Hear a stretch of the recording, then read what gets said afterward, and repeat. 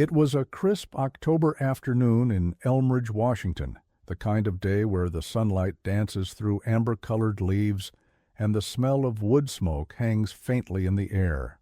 The town, surrounded on three sides by dense temperate forest, always felt a little tucked away from the world. Locals like to call it a place that time forgot. But on October 19, 2008, something happened that no one could forget. Something that cracked open the peaceful surface of Elmridge and let the shadows seep in. It was a Monday. At exactly 3:36 p.m., Claire Whitman, a quiet, artistic 14-year-old, left Elmridge Middle School like she did every day. She waved goodbye to her best friend Lila, slung her red backpack over one shoulder, and started walking home. The route was familiar, past the old Methodist church, a shortcut through the leaf-strewn bike trail, and then onto the gravel path that curved toward her family's house near the eastern woods. She never made it home. Her parents called the school at 5:10 p.m. By 6:02, local police were involved. At 7:40, volunteers had already organized a search party. Claire's bracelet, a handmade string of tiny dried seed pods, was found near a mossy log on the side of the trail. Her backpack was never recovered. For weeks, search dogs combed the area. Helicopters scanned from above. The FBI eventually got involved, but the case led nowhere. No body, no suspect, no sign of a struggle. Just silence. The kind of silence that settles into a place like mold and never really leaves. Claire's disappearance became the defining wound of Elmridge. News vans came and went.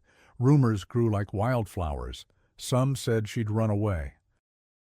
Others whispered about a man in a blue pickup truck seen lurking by the trail a week before, but most just stared at the forest and wondered how someone so full of light could vanish without a trace.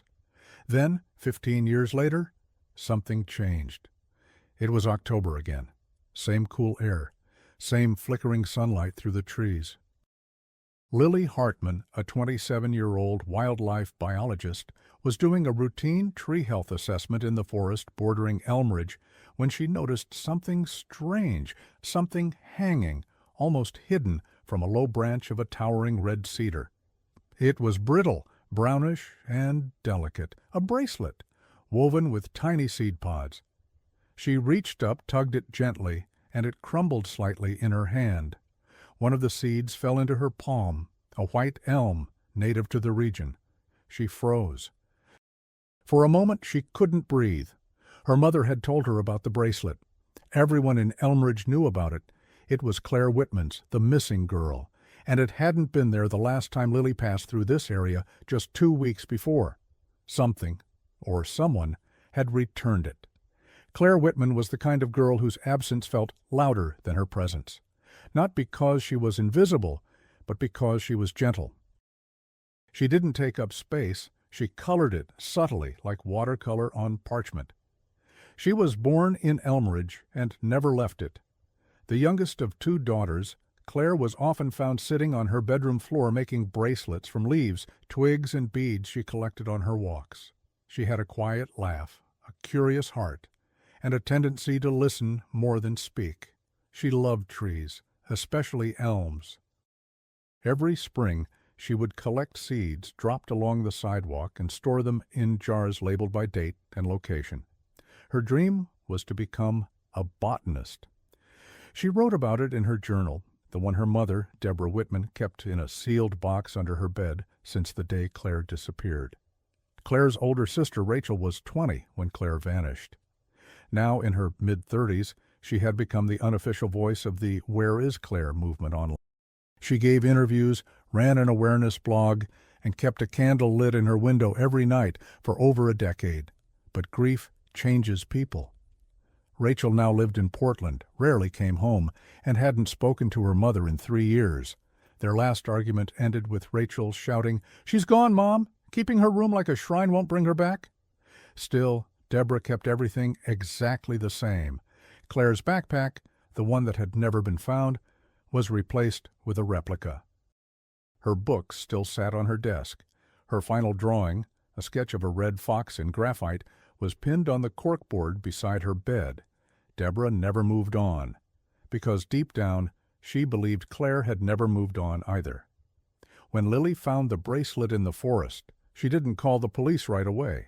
She went home and sat on the floor of her cabin, staring at it under a lamp. She knew what it meant. She had grown up in Elmridge. She had attended Claire's vigil. She had even walked part of that trail on the day Claire vanished, holding her father's hand. She had just turned 12 at the time. The bracelet's knots were unmistakable, identical to the kind Claire used to tie. The seed pattern, the way the thread looped back on itself. But what haunted Lily most wasn't that the bracelet had been found. It was where.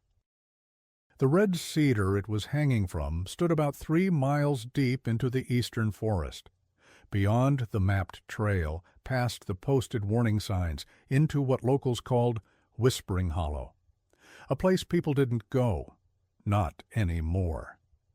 When she finally reported the bracelet, Detective Marvin Kessler, the now retired officer who had led Claire's original case, was called in as a consultant.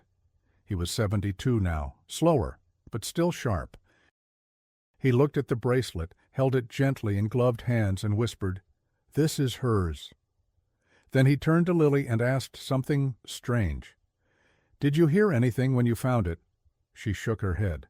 "Not the wind, not birds, not even your own breath?" Lily blinked. She hadn't thought about it before, but now that he mentioned it, it had been eerily silent. Kessler muttered, "That place, that hollow. It takes things?" By the next morning, the media had caught wind of the bracelet's discovery. Old photos of Claire began circulating again.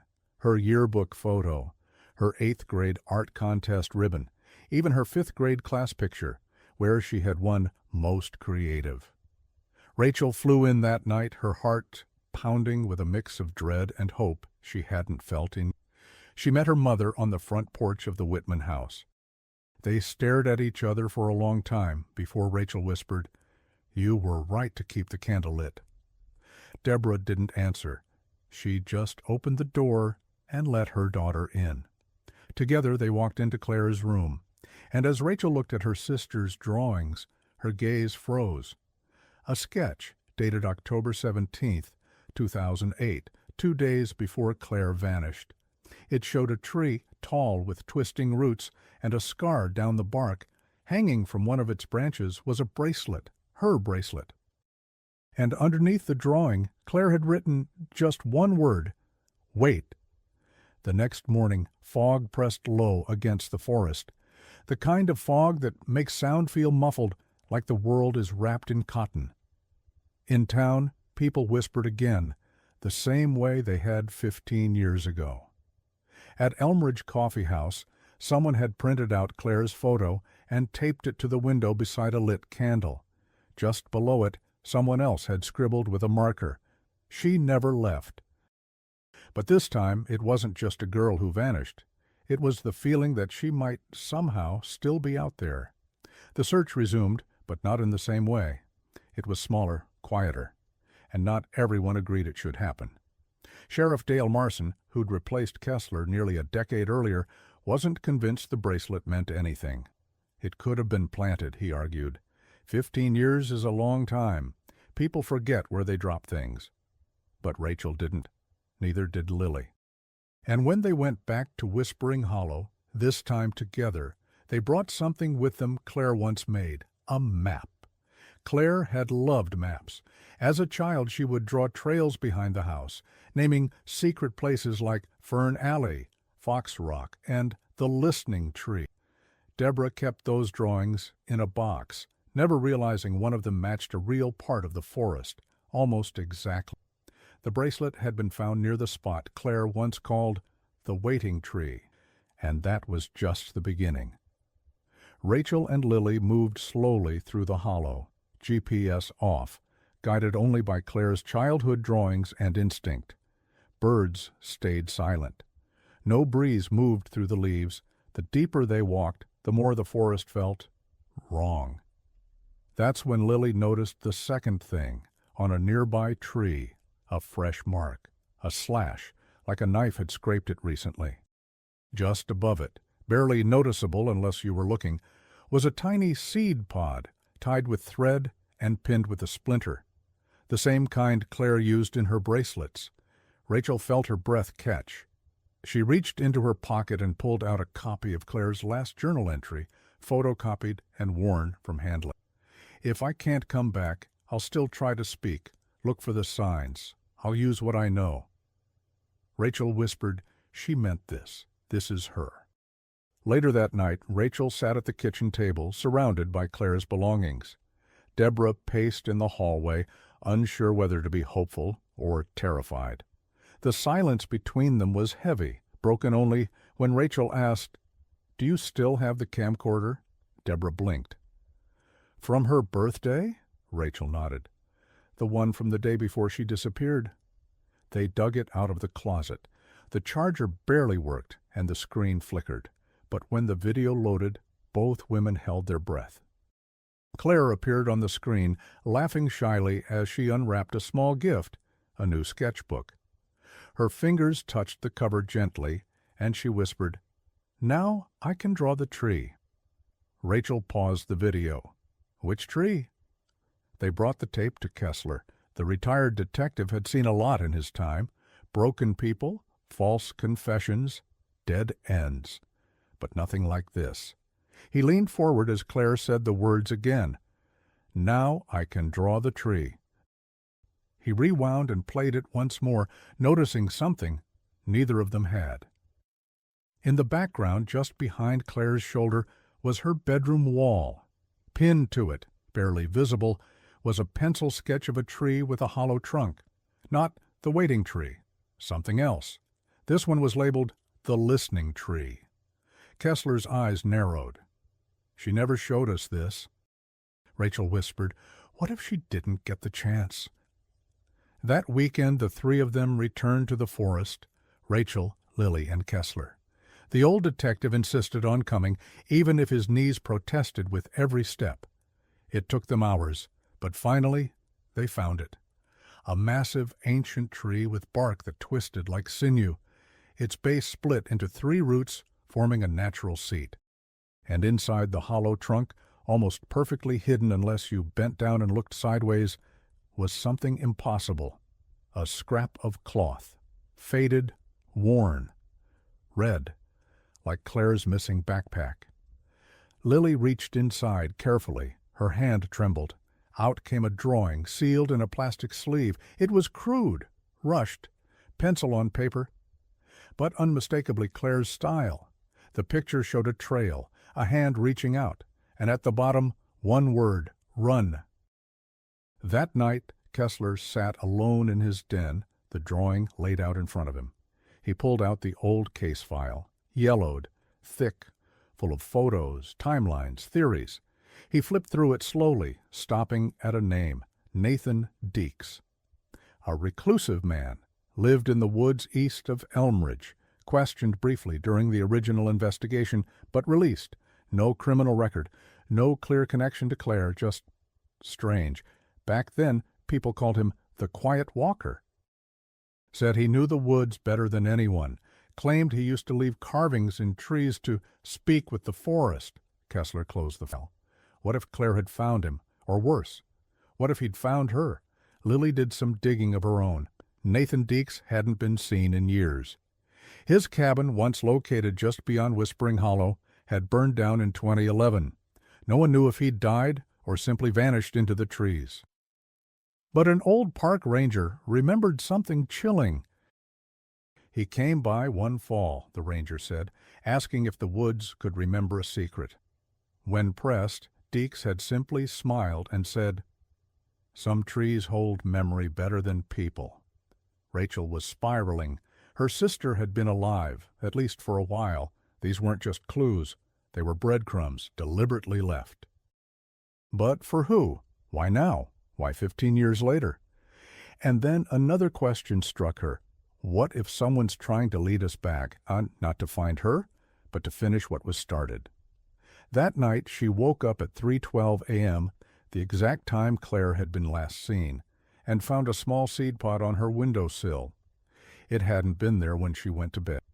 Back in the woods, Kessler returned to the listening tree alone. He brought a flashlight, a notebook, and a recording device. What he captured that night was never released publicly, but witnesses say he came out of the forest at dawn, pale, shaking, and mumbling a single phrase, "She's still here." And then the breakthrough came. An anonymous package arrived at the Whitman home. No return address. Inside, a photograph, aged and grainy, showing what appeared to be Claire. Older, thinner, looking directly at the camera with haunted eyes. A note handwritten in shaky letters, "She wanted me to tell you she kept waiting."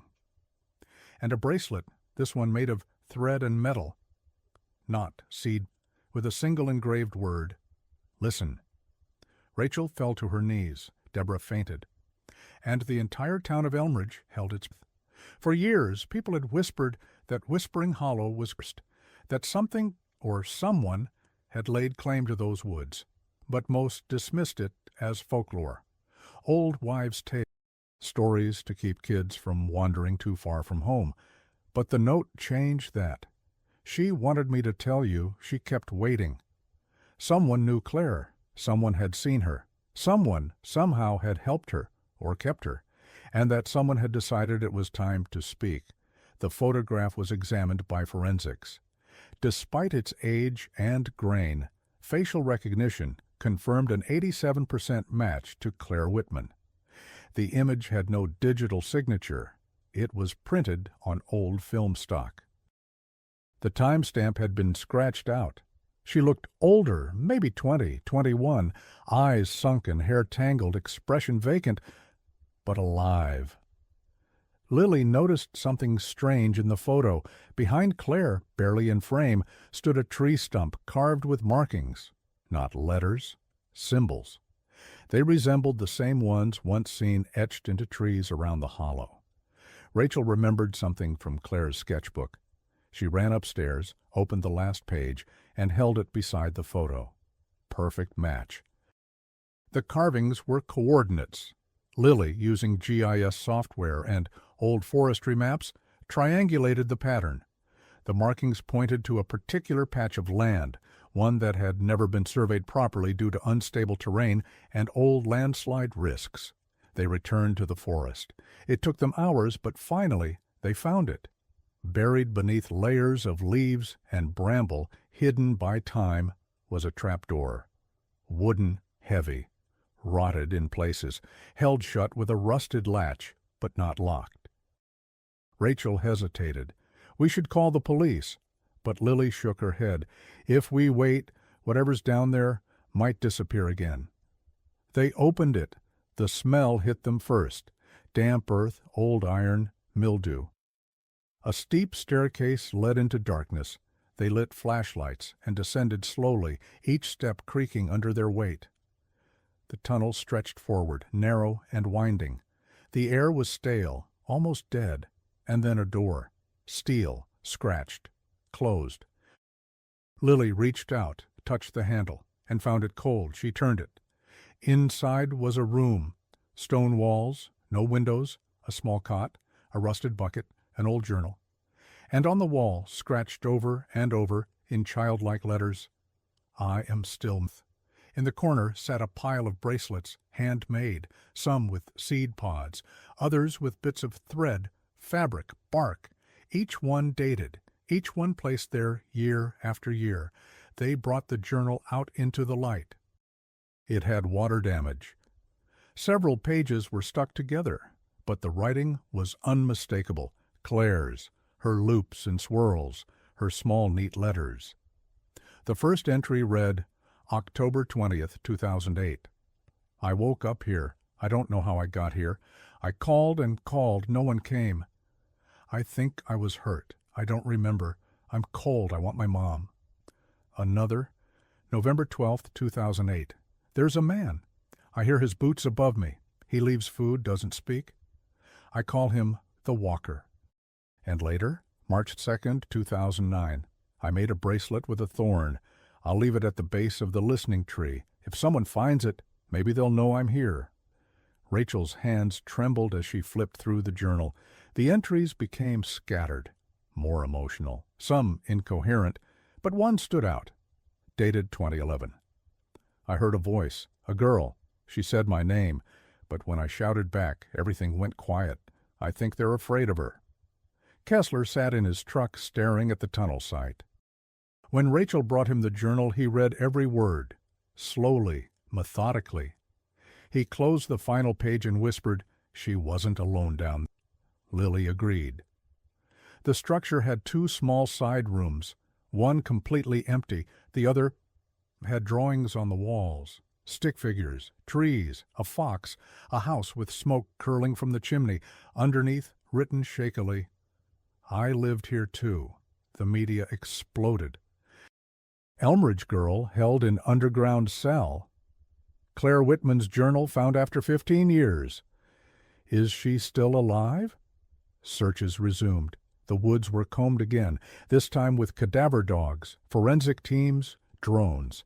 But no remains were found, no blood, no fingerprints, no sign of whoever had kept her down there. But there was one break. An old trail cam, long forgotten, had been placed near a logging road not far from the listening tree. When the memory card was finally recovered and analyzed, it showed 3 images. The first, from 3 weeks ago, showed a blurred shape. The second, 2 weeks ago, showed a man, tall, wearing a hood, dragging a small cart. The third, dated one night before the bracelet was found, showed nothing but trees. But one tree, the one closest to the lens, had something hanging from it. A bracelet. Back in Claire's room, Rachel sat on the bed. She opened the journal again and flipped to the last legible page. There, in small letters, was a drawing of a key, not a metaphorical one, a literal key, oval-headed, old-fashioned. Next to it, "If I don't wake up again, give this to Rachel." Taped to the back of the journal cover was the actual key. Rachel stared at it, unsure what it could unlock. Then she remembered. Claire's hope chest. It had remained sealed, untouched, at the foot of her bed for 15 years. She tried the key. It clicked. Inside, among childhood trinkets and faded drawings, was a second, smaller notebook.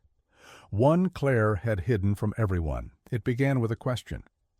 What if the forest keeps secrets because it was taught to? The notebook was filled with observations, maps of the woods, sketches of symbols, notes on animal behavior.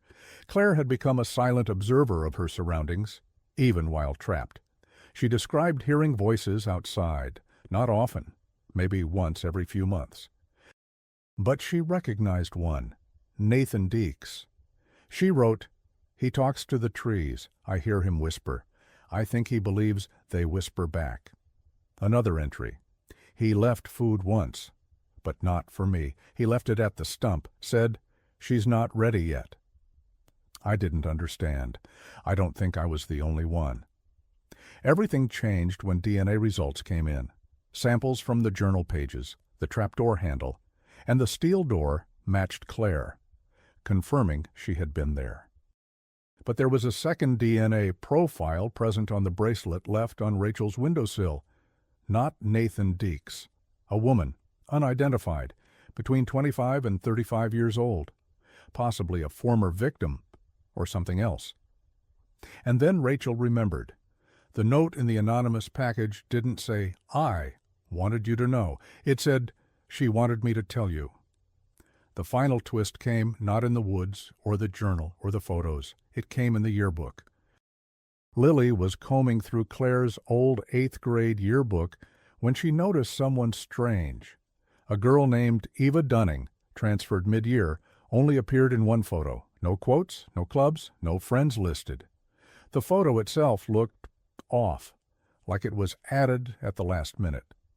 Kessler dug deeper. There was no record of Eva Dunning attending Elmridge Middle School, no transcripts, no address. But there was one piece of evidence.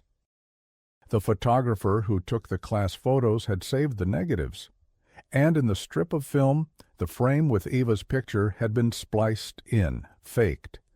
Someone had inserted her into the school's memory, and her face matched 87% to the DNA profile found on the bracelet, which meant one chilling thing. Claire hadn't just left messages, she had help. And whoever Eva Dunning really was, she was trying to make sure the story was finally told. Weeks passed. Investigations deepened. The FBI quietly stepped in, though the public was told little. The woods were closed off to civilians, and rumors filled the silence left behind. Rachel spent her nights with the journal and Claire's secret notebook. She read every line so many times that the words began to echo in her sleep. But one sentence in particular haunted her. "I think she's watching too. She doesn't speak, but she knows, and she's not afraid the way I am." That she, whoever Eva was, had seen Claire. Maybe even lived with her, which meant there were things about Claire's disappearance and her survival that no one had yet understood, until they did. It happened on a cold Saturday morning. Rachel was walking past the town square when she saw her. A woman, mid-30s, short chestnut hair, soft blue eyes, standing silently near the candlelight memorial for Claire. She wore a dark coat, hood pulled low, but Rachel knew something about the way she stood. The way her hands fiddled with something small, a bracelet. Rachel froze. Time seemed to bend. The woman looked up and smiled. It wasn't joy, it wasn't pity, it was recognition and grief. She walked toward Rachel slowly and handed her a small envelope. Before Rachel could say a word, she turned and walked away, disappearing into the crowd like mist. Inside the envelope was a photograph. It was Claire, unmistakably older now, thin but standing, alive. There was no note, just a pressed white elm seed like the ones Claire had always loved. That same day, Rachel turned the photo and saw a faint stamp on the back. A date, August 17th, 2021, a location, Yellowstone National Park. She gasped. Claire had been seen 2 years ago, and the woman who handed her the photo, she was Eva Dunning, or whoever had used that name. Kessler confirmed it when he ran facial recognition. Eva's face matched someone in an old witness list from 2008, a girl seen walking through the woods 2 days after Claire vanished. At the time, no one thought anything of it. But she had been real. She had seen Claire. She had escaped. And now, she was trying to help Claire escape too. The FBI launched a discreet manhunt, tracking reported sightings of Claire or Ava near national parks, wilderness cabins, even spiritual retreat centers. Each lead dried up. Rachel wanted answers. She wanted justice, but more than anything, she wanted her sister back. She wrote an open letter, published in newspapers and across social media. "Claire, if you're alive, if you're out there, know that you are not forgotten. Not by me, not by Mom, not by this town. We kept the light on for you. Please, come home, or let us come to you." The post went viral. Millions read it, thousands shared it, dozens claimed sightings, but one stood out. A park ranger in Montana reported a woman fitting Claire's description had come to the visitors center weeks earlier, asked for a map, signed in under the name Elma Redding. Elma, for Elm, Redding, a stretch of forest east of Elmridge. It wasn't proof, but it was hope. And for Rachel, it was enough. Then a knock. Late one night, just after 11:00 p.m. Deborah opened the door and dropped the teacup in her hand. Standing on the porch was a woman, frail, sunken-eyed, trembling. She looked nothing like the 14-year-old who had vanished until she spoke. "Hi, Mom." Deborah collapsed into her daughter's arms. Rachel appeared moments later. She didn't cry at first. She couldn't. She just held Claire like a person trying to remember how to. The town didn't find out for days. Claire stayed hidden, protected, surrounded only by people who had never stopped waiting. And slowly she began to speak. The truth, when it came, was worse than anyone imagined. Claire had been taken by a man she didn't recognize, drugged, kept in the underground cell. He spoke to her only once. "I won't hurt you if you stay quiet." He called himself the listener. He believed the forest could hear pain, that if it witnessed enough suffering, it would offer clarity, visions, even peace. Claire was an offering. For years, he kept her beneath the earth. Occasionally, others were brought in. Some stayed for days, others weeks. Most never spoke. One girl, Eva, stayed the longest. She was the one who eventually helped Claire escape, but not by force, by disappearance. One night, the listener left and never returned. Eva convinced Claire to run. They split up, intentionally, in hopes one of them would find help. Was scared, scarred, unrecognizable even to herself. So she wandered, lived off the land, avoided roads. She spent years in silence, drawing maps, collecting seeds, waiting for someone to see her. And then, one day, she found a ranger station. She saw the internet. She saw Rachel's letter. And she remembered that she was loved. The legal system failed. The listener, identified as Nathan Deeks, was never found. Eva was questioned but released. She refused to give her real name, saying only, "Claire deserves peace more than I deserve justice." Claire never pressed charges. She said the woods had punished him more than any courtroom ever could. She returned home, slowly, carefully. Therapy. Quiet. She planted an elm tree in the backyard, and beside it a wooden sign, "I am still me." In the months that followed, Elmridge changed. People who had once moved away returned to visit. The listening tree became a memorial site, but not for death, for survival. Rachel and Claire co-wrote a book, The Waiting Years, about loss, grief, and healing. Deborah kept the candle in the window, not because Claire was lost anymore, but because someone else out there might be. And every fall, on the anniversary of her return, Claire walks into the woods alone.